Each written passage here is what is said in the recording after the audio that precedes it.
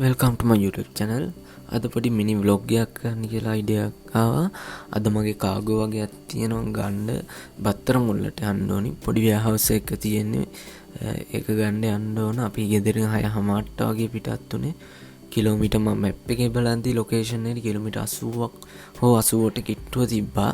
දැන් ඉතින් අපි මෙතනින් දාලා ප්‍රධාන පාරේ ඒ 6 පාරේ යනවා. බලමු මැප් එකෙන් කොහොමද ෂෝට් කටුත් පෙන්නනවා බලන්න ඕනේ යන පාර කොහොමද කියලා බලලා තමයි තේනිකන් නිට්ටොඹ හරි පොඩි ට්‍රැෆික් එකකුත් තියෙනවා කියලා තිබ්බා.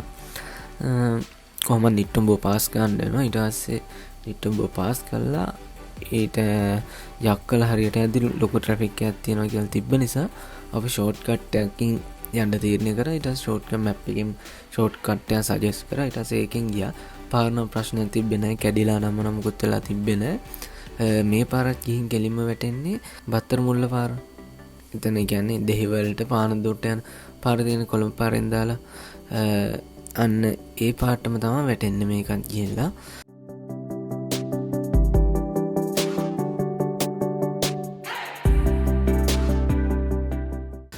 ඊට පස්සේ අපි යද්දි සම 9:00 වුණා. අපි ටාගට් එකේ පැය දෙකකින් වගේ යන්න කොහොමද 9:00 වෙද්දි ගියා. ඊට පස්සේ උදේට කාලා තිබ්බේ නැති නිසා අපි කැරම් ෆ්‍රෙෂ් එකට ගිහලා බන් දෙක අයිස් කොෆි එකක් ගත්තා. ඔයාලට බලා ගන්න පුළුවන් මෙන්න මේ බිල්ඩින් එක ඉවර කැරම් ෆ්‍රෙෂ් එක තියෙනවා. එතන උඩ තමයි තිබ්බේ කාගෝ ගන්න තැන. ඊට පස්සේ එතනින් දාගෙන අපි ගියා බියගම.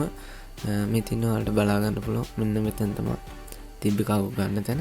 ඊට පස්සේ අපි ගියා බියගම ජොගින් පාත් එකට උදේට කන්න කියලා කැරම් ෆ්‍රෙෂ් එකකින් ගත්ත බන් එකයි අයිස් කොෆි එකයි බොන්න කියලා ගියා. එතන නිකන් කැලයක් ඇතුළට යනවා වගේ තියෙන්නේ. මාරම ලස්සනයි වටේ කූල් බියගම ජොගින් පාත් එක. අපි යද්දි 6:00 වගේ වුණා එතනට. එක්කෙනෙක් දෙන්නෙක් හිටියා ගොඩක් අය හිටියේ නෑ.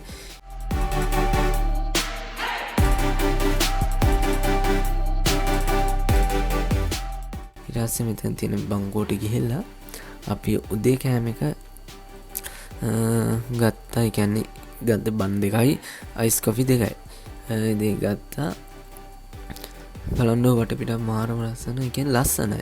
ඒ මාරම ලස්සන කියන්නේ ගොඩක් ලස්සන නෑ. තියෙනවා හිතට කාම් ගතියක් ඉන්න තියෙනවා එතන. ඊට පස්සේ අපි ගත්තා මේකේ බර්ගර් එකක් වගේ. බර්ගර් එක නම් නම් මතක නෑ. අනිත් එක නම් ගත්තේ චීස් චිකන් බන් එකක් ගත්තේ. ඒකත් රහයි. පීස එක වගේ පොඩි රහක් එනවා චීස් එකෙන්. චිකන් නම් හොඳට දාලා තිබ්බා. හැබැයි පොඩ්ඩක් සීසල් වෙලා වගේ කූල් ගතියක් තිබ්බේ. සමහර 10:00 වගේ වුණ නිසා වෙන්න ඇති. අයිස් කොෆි දෙක නම් මාරම රහයි අවුලන්නේ. ඒක නම් සාමාන්‍ය හොඳ අයිස් කොෆි කියන්නේ කොෆි රහ නියමෙටම තිබ්බා. පැන් රහත් ගන්න තිබ්බා. කූල් එකත් හොඳටම තිබ්බා. ඒක නම් ප්‍රශ්නයක් නැහැ. හොඳටම තිබ්බා අයිස් කොෆිය. ඊට පස්සේ ඔයාලට ඉන්නෝ මං ගත්ත කාගෝ ටික පෙන්නන්නද?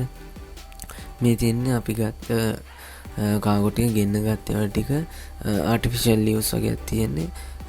ඩිසයින් කිහිපයකින් තියෙනවා. ඊට පස්සේ රෑ වෙලා එහෙම්මම අපි නෑදෑ ගෙදරක ගියා. පොඩි සිවිලින් වැඩක් තිබ්බා කරන්න. අනම්මන වැඩ කරන නිසා සිවිලින් වැඩකුත් තිබ්බා. ඉතින් මේ තියෙන්නේ ගෙදර සිවිලිම වදින්න ඕන විදිහ. ඉස්සරහා වීඩියෝ එකකින් මම ඔයාලට කියන්න සිවිලිම වැදුනහම කොහොමද කියලා. වගේම ඔයාලා කැමති නම් මේ එල්ලෙන සිවිලිම් කොහොමද ගහන්නේ, අයිපැනල් සිවිලිම් කොහොමද ගහන්නේ කියලා වීඩියෝ දෙයක් මම වෙනම කියන්න. මේ ටිකේ නම් ගහන්නේ එල්ලෙන සිවිලිම්. තව කැලලක් තියෙනවා සාලේ වගේ කැලලක්. ඒකේ ගහන්නේ අපි අයිපැනල් සිවිලිම් එක. එහෙනම් අපි තවත් වීඩියෝ එකකින් vlog එකකින් ඉස්සරහදී හම්බෙමු.